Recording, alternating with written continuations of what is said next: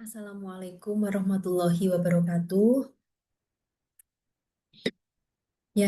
Siswa-siswiku yang berbahagia, akhirnya saya membuat video terkait pembersihan data dan transformasi data.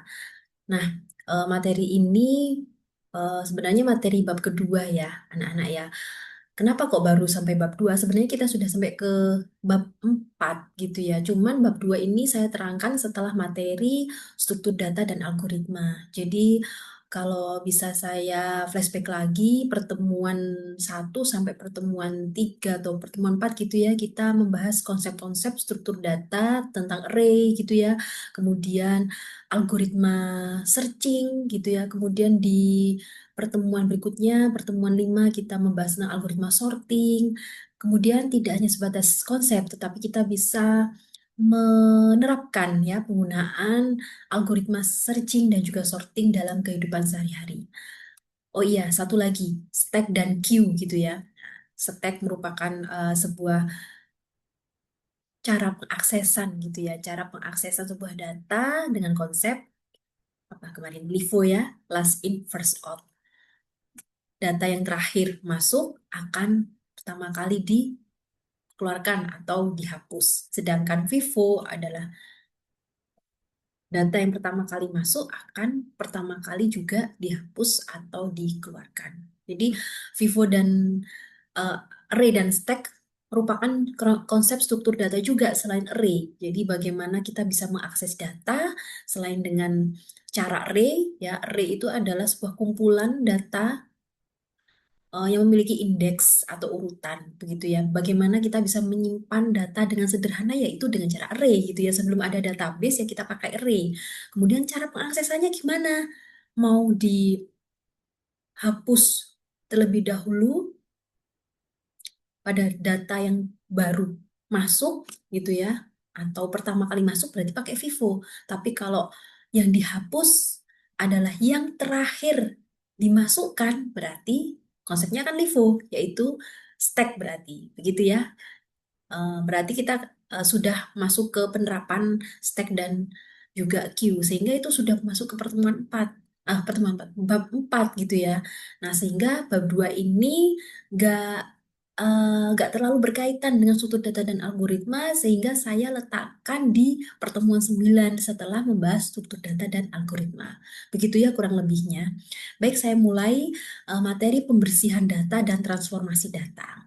Jadi sebenarnya materi ini adalah materi awalan anak-anak sebelum kita nanti bisa menggunakan Microsoft Excel.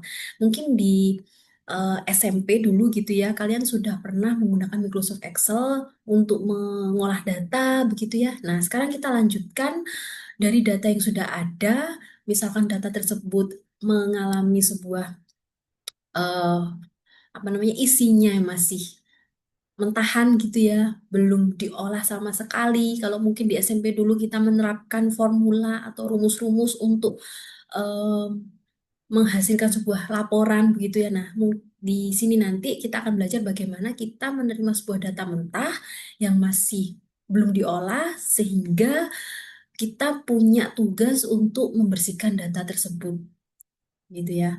Karena nantinya kalau data itu masih berantakan, masih kotor, maka tidak bisa kita eh, hasilkan sebuah laporan yang akurat seperti itu. Nah, pembersihan di sini Bu yang dimaksud bukan disapu begitu ya, bukan, tapi kita analisis yang pertama, kita sebelum dianalisis kita identifikasi dulu mana sih begitu ya, mana sih atribut atau mungkin kolom ya, kalau kalian belum mengenal atribut kolom yang harus kita amati terlebih dahulu. Untuk lebih jelasnya, mari kita masuk ke pembahasan berikut ini. Jadi saya harapkan kalian juga sambil mengakses materi Bu Tita ya. Jadi pembersihan dan transformasi data itu merupakan tahapan penting anak-anak ya dalam analisis data. Karena di sini melibatkan pengolahan data mentah sehingga bisa menghasilkan data yang akurat dan data yang berkualitas. Dan nantinya kalau data itu sudah bersih gitu ya dapat digunakan dalam analisis. Analisis untuk apa gitu ya? Analisis itu macam-macam. Ya, kalau data itu sudah laporan penjualan misalkan ya, data penjualan, jangan ngomong laporan dulu lah, data penjualan. Data penjualan itu kalau masih mentah, belum diolah, masih banyak terjadi duplikasi gitu ya. Misalkan dalam tanggal yang sama, kemudian dalam waktu yang sama ada pembeli yang memiliki ID atau nama pelanggan yang sama, membeli barang yang sama. Nah, apakah ada kesalahan dalam data tersebut? Nah, itu harus kita cek ulang. Kenapa kok bisa ada dua pembeli yang sama di waktu yang sama dengan produk yang sama? Apakah terjadi salah penginputan atau seperti apa begitu ya? Nah, kalau waktunya sama, ID pelanggannya berbeda, produknya sama masih masuk akal. Tetapi ini dalam waktu, dalam jam yang sama, detik yang sama, kemudian dalam eh, apa namanya ID pelanggannya sama, produknya juga sama seperti itu. Nah, itu contoh sederhana dari data yang masih butuh dibersihkan. Nah, pertama, membahas tentang data yang butuh dibersihkan, itu salah satu contohnya adalah penanganan data yang hilang. Nah, jadi yang pertama, kalau kalian melihat sebuah data, coba kalian amati data itu dalam sebuah data itu ada nggak data yang kosong atau tidak lengkap gitu ya. Nah ini dijelaskan data itu dapat hilang karena berbagai alasan. Bisa karena kesalahan manusia dalam mengumpulkan data, kegagalan sistem, atau sumber data yang tidak lengkap begitu ya. Langkah-langkah umum yang bisa digunakan dalam penanganan data hilang adalah diidentifikasi dulu kolom atau atribut mana yang memiliki data yang hilang. Nah, Ibu Dita tadi di awal kan sudah bilang ya, coba kalian analisis atribut. Jadi kata lain dari kolom itu atribut, begitu ya, yang mengalami kehilangan data itu tadi. Misalkan kolom pelanggan, nama pelanggan, atau kolom jumlah belanja, gitu ya, atau total belanja. Kemudian penentuan penyebab data hilang. Jadi setelah ketemu kolom yang selnya kosong gitu ya, datanya hilang, kalian coba analisis apakah data tersebut hilang secara acak atau ada pola tertentu gitu ya. Jadi kita nggak bisa mengambil keputusan sembrono atau asal gitu ya. Jadi kita harus mengamati dulu apakah data tersebut hilang secara acak atau ada pola tertentu. Penyebab data hilang dapat mempengaruhi cara Anda menangani masalah. Jadi misalkan ada data yang hilang selalu di baris yang ganjil misalkan.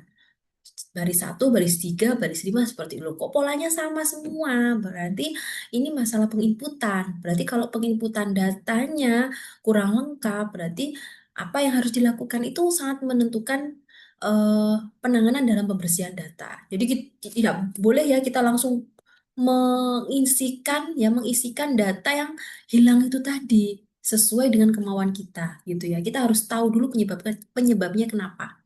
Kemudian setelah kita mengetahui penyebabnya apa, kemudian kita lakukan pengisian data yang hilang, kemudian kita lakukan validasi yang diperbaiki. Jadi maksudnya setelah kita memperbaiki, kita mengetahui solusinya, baru kita ulangi lagi, benar nggak ya? Itu validasi namanya, benar nggak ya? Memastikan lagi apakah langkah kita sudah benar atau belum. Nah, ini ada sebuah studi kasus mengenai data yang hilang ya, anak ya. Misalkan Anda adalah seorang analisis data di perusahaan e-commerce gitu ya, dan Anda memiliki data transaksi pelanggan. Jadi seolah-olah ini kalian bekerja di sebuah perusahaan e-commerce, contoh misalkan Tokopedia begitu ya. Anda memiliki data transaksi pelanggan, Anda memiliki dataset. Dataset itu ya data ini ya isi dari sebuah data, kemudian datanya terdiri dari beberapa jumlah baris, bisa puluhan, ratusan, bahkan ribuan, itu namanya dataset gitu ya. Isinya data ya, apapun, data penjualan, data ramalan cuaca, data saham, itu namanya dataset. Nah, Anda memiliki dataset yang mencakup nama pelanggan, alamat email, jumlah pembelian dalam satuan ribu rupiah, kemudian tanggal pembelian. Namun beberapa pelanggan memiliki kolom alamat email yang kosong. Nah, kalau kalian amati, kolom apa. Tadi kan pertama kalian identifikasi dulu kolom atribut apa, kolom atau atribut apa yang mengalami data yang hilang itu tadi atau data yang kosong. Ternyata di sini adalah alamat email begitu ya. Kebetulan di sini hanya satu atribut ya yang mengalami data hilang atau data kosong. Bagaimana kita bisa menyimpulkan begitu ya. Nah, di sini ada contoh penanganannya. Yang pertama identifikasi data yang hilang. Nah, di sini ketika kita amati data yang hilang ada di kolom alamat email ya. Penentuan penyebab data hilang. Penyebab data hilang adalah bahwa beberapa pelanggan tidak memberikan alamat email saat berbelanja. Jadi kalau kita amati, ini hanya satu gitu ya, tidak berpola. Berpola itu artinya, oh ada di baris ini, baris ini. Jadi kayak ngulang-ngulang terus gitu kan. Nah, kalau ngulang-ngulang terus biasanya kesalahan sistem ya. Tapi kalau cuma satu begitu ya, nggak sering. Nah, itu biasanya terjadi karena pelanggan memang tidak memasukkan alamat email saat berbelanja. Nah, harusnya kan dari sistemnya tuh ya yang memberikan notifikasi atau peringatan. Ini harus diisi seperti itu. Kalau nggak diisi nggak bisa dilakukan apa namanya ini apa namanya penyimpanan data transaksi pelanggan. Jadi harus diisi lengkap. Nah, itu seharusnya menjadi apa namanya ketentuan atau programmer ya dalam melakukan pembuatan program ya harusnya memberikan notifikasi atau peringatan sehingga tidak terjadi seperti ini kasusnya. Akhirnya kan datanya kosong. Kalau dikasih peringatan, Anda tidak bisa mengosongi atribut ini atau field ini. Jadi harus komplit semua. Kayak kalian mengisi sebuah formulir di sebuah website gitu ya, mungkin formulir pendaftaran eh, apa misalkan Shopee gitu ya atau ada sebuah event tertentu, kalian kan harus melengkapi semua kolom sampai lengkap gitu kan. Nah, itu juga penyebabnya adalah berasal dari pembuat sistemnya karena dibiarin gitu kan sehingga ada celah. Nah, yang ketiga, setelah menentukan penyebab data hilang, berikutnya adalah pengisian data yang hilang. Nah, ini mau diisi langsung atau bagaimana? Kalau diisi langsung kan tidak etis ya. Kita nggak tahu email pelanggan B itu apa. Jangan ngawur, pelanggan b@email.com kan belum tentu juga alamatnya seperti itu. Kalau ada nomor telepon, it's okay gitu. Kita klarifikasi ke pelanggan B, kita telepon alamat emailnya apa, kita isikan. Nah, kalau isinya yang kosong ini banyak, apakah harus kita telepon satu-satu? Kan tidak mungkin ya. Nah, sehingga di sini kita putuskan dengan mengisi tidak tersedia untuk menunjukkan bahwa alamat email memang tidak diberikan oleh pelanggan dari awal, gitu ya, tidak tersedia. Jadi di sini diisi tidak tersedia. Itu menjadi lebih formal atau keputusan tersebut menjadi lebih eh, masuk akal gitu ya daripada kita isikan secara asal atau sepihak gitu. Nah, sehingga setelah kita melakukan penanganan data yang hilang menjadi seperti ini gitu ya, diisi tidak tersedia. Dalam contoh ini data yang hilang diidentifikasi dan diganti dengan nilai yang menggambarkan bahwa alamat email tidak tersedia. Nah, hal ini bisa menjadi apa Nana? Bisa menjadi menjaga integritas data dan memungkinkan Anda untuk melanjutkan analisis data tanpa kehilangan informasi penting gitu ya. Nah, yang kedua sekarang, pembersihan data setelah data hilang, ada juga masalah yang kedua, ya selain data hilang, data kosong gitu ya, yaitu data duplikat. Ya, nah ini juga sangat penting untuk nantinya sebelum langkah analisis data. Data duplikat dapat mengganggu analisis dan menyebabkan kesalahan dalam interpretasi hasil. Jadi kalau ada data yang double gitu ya, informasinya sama, tidak ditangani dengan baik, maka akan menyebabkan kesalahan yang fatal dan interpretasi hasil. Interpretasi itu artinya memaknai gitu ya. Kita memaknai sebuah data, kemudian kita menangani eh,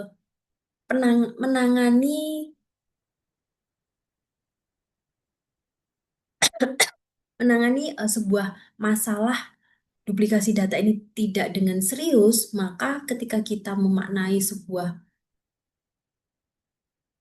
data, maka hasilnya pasti akan tidak akurat gitu ya. Contoh, misalkan ada seorang manajer yang meminta laporan penjualan Tokopedia gitu ya, bulanan. Nah, kalau ada data duplikat Apakah nantinya staff akan menyerahkan laporan yang akurat untuk seorang manajer? Pasti tidak, ya kan? Karena apa? Datanya aja sudah salah. Bagaimana bisa menginterpretasikan atau memaknai atau istilahnya menyimpulkan gitu ya laporan yang akurat? Datanya ini masih banyak yang duplikat seperti itu. Tapi sekelas Tokopedia tidak mungkin ya ada data duplikat gitu ya. Itu contoh aja. Jadi data duplikat terjadi ketika ada lebih dari satu entry dalam dataset yang memiliki nilai yang sama atau identik ya pada beberapa atribut tertentu. Nah, penanganan data duplikat melibatkan identifikasi dan penghapusan data duplikat tersebut. Nah, ini penanganan data duplikat ini lebih panjang daripada data yang hilang. Yang pertama, identifikasi data duplikat itu ada di kolom mana gitu ya. Sama, ada di kolom mana atau atribut mana. Sama seperti data yang hilang ya. Kemudian dicek duplikasinya, diperiksa datasetnya untuk mengidentifikasi entry yang sama pada atribut yang ditentukan. Ini dilakukan dengan membandingkan satu persatu atau menggunakan perangkat lunak khusus. Nah, kali ini kita akan menggunakan Excel nantinya ya, tapi sebelum masuk ke Excel, kita pahami dulu ya kasus-kasusnya. Ya, nanti kalian saya berikan tugas untuk melakukan identifikasi dan analisis, baru nanti kita bisa praktek ke Excel. Jadi, kalau manual kita amati satu-satu gitu ya. Kalau datanya 10 baris tak masalah, kalau datanya ada 1000 kita butuh menggunakan perangkat lunak. Jadi perangkat lunak itu bisa mendeteksi data yang memiliki nilai yang sama pada atribut yang sama juga seperti itu. Kemudian setelah kita bisa mengidentifikasi kolomnya mana, pengecekan duplikasinya itu ada di atribut apa namanya di baris berapa saja begitu ya. Nah, kemudian tentukan aksi. Setelah data duplikat diidentifikasi, tentukan tindakan yang akan diambil. Bisa menghapus atau menggabungkan atau menandai data duplikat agar dapat diidentifikasi. Nah, ini ada beberapa pilihan tindak lanjutnya setelah mengetahui data itu duplikat, yaitu bisa dihapus, kemudian bisa digabungkan antara dua data yang sama itu. Nah, digabungkannya misalkan itu merupakan Bu, ada sebuah informasi angka di situ Bu, nominal, total belanja. Bagaimana bisa digabungkan? Kalau total digabungkan semakin besar. Nah, jadi kita nggak bisa sembarang menggabungkan gitu ya, anak-anak ya. Kita harus mengamati itu kolom apa. Kalau total kita jumlahkan, apakah akurat gitu ya? Nanti totalnya semakin besar. Ya, padahal itu customer yang sama pada hari yang sama, pada waktu yang sama, itu mungkin kesalahan sistem. Kok bisa duplikat, bisa double gitu kan. Duplikat itu kan double, ya kan? Nah, jadi nggak bisa kita ambil kesimpulan langsung dijumlah aja, Bu, totalnya ini. Sehingga totalnya nanti jadi besar. Itu kan nggak akurat. Nah, ada metodenya, mungkin diambil rata-ratanya gitu ya. Atau diambil nilai tengahnya, median, seperti itu atau menandai data duplikat agar dapat diidentifikasi. Itu penanganannya ya, ada beberapa macam, ada dihapus, digabung, atau ditandai. Nah, kalau penghapusan data duplikat dapat dihapus dari dataset, meninggalkan hanya satu entry yang unik. Jadi bukan dihapus semuanya, tapi dipilih salah satu. Kira-kira mana yang lebih bisa diprioritaskan atau yang memiliki informasi yang lebih unik daripada data duplikat yang lain. Kemudian terakhir itu dipastikan, itu namanya validasi data. Pastikan untuk memvalidasi hasil setelah menghapus data duplikat untuk memastikan bahwa dataset sekarang bebas dari duplikat untuk mencerminkan data yang benar. Jadi dicek ulang, di cross check, itu namanya validasi data. Nah, ini contoh ya, contoh kasus masih di perusahaan toko e-commerce ya, datasetnya masih dataset transaksi. Kasusnya ini tentang dataset yang memiliki. Ya, anak-anak, saya lanjutkan ya. Ini sebuah studi kasus tentang data set transaksi pelanggan yang memiliki kolom nomor pesanan, nama pelanggan, alamat pengiriman, dan jumlah item. Coba kalian amati, adakah data yang double atau duplikat? Udah ketemu ya, ada di baris ketiga gitu ya.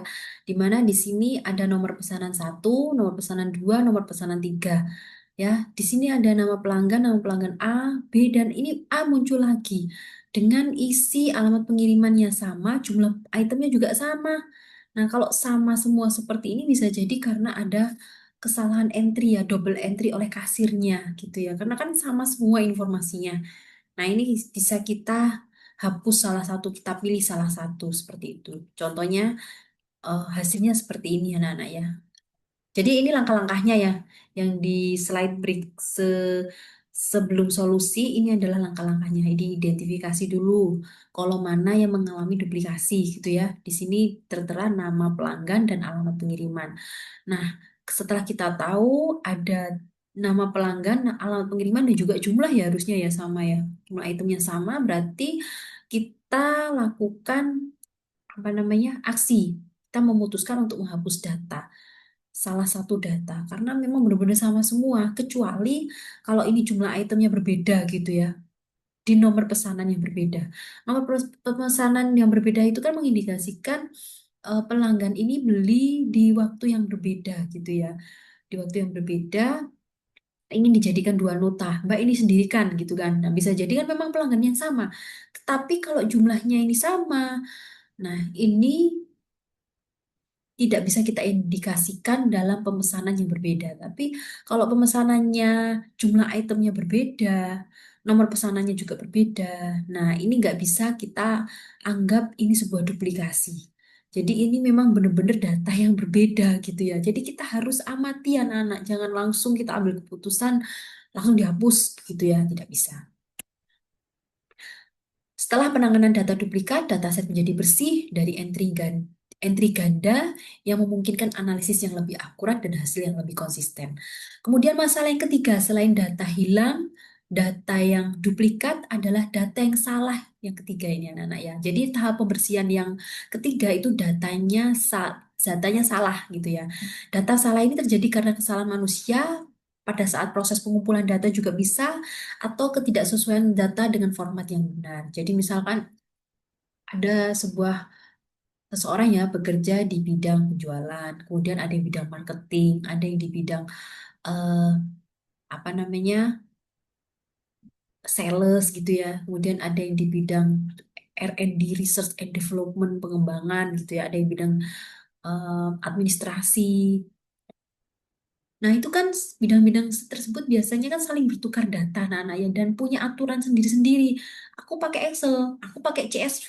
Sama-sama pakai Excel kan, tapi yang satu formatnya XLS, satu formatnya CSV itu sama-sama pakai Excel tapi formatnya beda. Begitu ya. CSV bisa diakses dengan Excel bisa, tapi apa? Pemisahnya kolom itu kalau kita buka si CSV ini, pemisahnya adalah titik koma, beda dengan apa namanya Excel gitu ya. Nah, itu harus kita konsistenkan, harus kita samakan. Nah, itu salah satu indikasi kenapa data bisa salah karena formatnya itu beda-beda, antar divisi aja bisa beda sehingga bisa jadi data itu salah. Penanganan data yang salah melibatkan identifikasi dan perbaikan data yang tidak benar. Nah, ini penanganan data yang salah yang pertama diidentifikasi dulu kolom mana yang memiliki data salah, kemudian dicek kesalahannya ya, di mana kalian bisa menemukan data yang tidak benar. Ini mungkin termasuk pengecekan konsistensi data dengan aturan bisnis dan aturan logika. Kemudian koreksi data yang salah, kemudian di sini bisa melakukan melalui perbaikan manual atau otomatis. Nanti kita pakai Excel ya kalau untuk data yang ribuan, datanya ratusan, kalau satu-satu kita pasti akan kesulitan. Kita butuh alat ya. Kemudian terakhir adalah meng-cross check ya. Setelah kita melakukan perbaikan data, kita cross check kembali apakah sudah benar apa yang sudah kita perbaiki. Nah, ini sudah saya berikan contoh studi kasus data yang salah gitu ya. Ada sebuah fenomena data salah.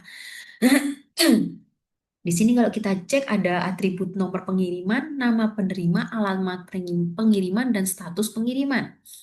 Di manakah terjadi data itu salah, anak-anak?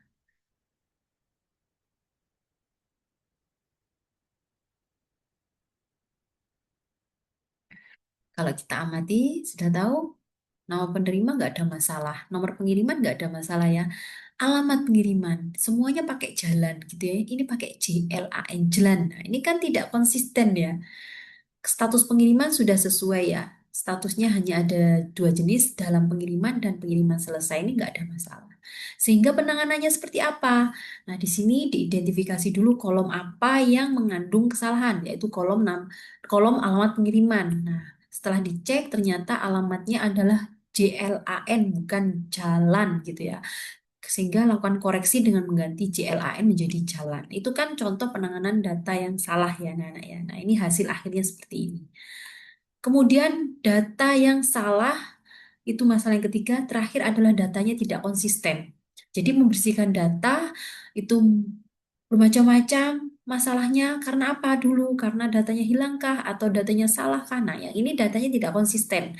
Data tidak konsisten bisa terjadi karena penggunaan format yang berbeda, satuan yang berbeda, atau penamaan tidak konsisten. Bisa jadi karena format tanggal, perbedaan dalam penamaan produk, dan perbedaan dalam satuan pengukuran. Sehingga kalau penanganan data yang tidak konsisten itu tidak ditangani, maka akan menghasilkan laporan yang tidak akurat juga. Penanganannya hampir sama ya seperti sebelum-sebelumnya. Jadi sebel- se- seperti yang kita amati itu tadi, sebenarnya jalan itu tadi sebenarnya juga masuk dalam kategori apa namanya data yang tidak konsisten ya. Karena sebelum-sebelumnya pakai istilah jalan, kenapa ini JLAN gitu kan. Nah, itu contoh juga data tidak konsisten. Langsung kita koreksi dengan format yang sesuai. Atau di sini ada alamat email gitu ya. Nah, sebelumnya ada contoh alamat email kan ya. Nah, alamat email di sini, nah ini contohnya. Alamat emailnya ternyata pelanggan at mail.com, padahal semuanya adalah pakai pelanggan at email.com, formatnya ada email gitu ya, ada at-nya pelanggan at email.com. Ini enggak, pelanggan at mail.com atau pelanggan at mail.com. Nah, itu kan tidak sesuai format ya, tidak sesuai dengan ketentuan. Itu juga contoh data tidak konsisten. Atau juga mengenai nominal harga. Nominal ini diisi angka, ternyata diisi huruf ya, Rp500. Nah, itu juga contoh data tidak konsisten. Selain contoh jalan itu tadi ya. Jalan itu juga contoh data yang salah dan data tidak konsisten. Begitu ya, Nana ya. Terakhir adalah tentang transformasi data. Ini nanti akan saya jelaskan setelah kalian menerima tugas dalam bentuk LKPD begitu ya. Kalian kerjakan mengenai studi kasus penanganan data yang duplikat, data yang hilang, data yang salah, dan data tidak konsisten. Jadi masih mengenai pembersihan data. Transformasi data akan saya jelaskan lebih lanjut. Seperti itu, anak-anak. Terima kasih atas perhatiannya.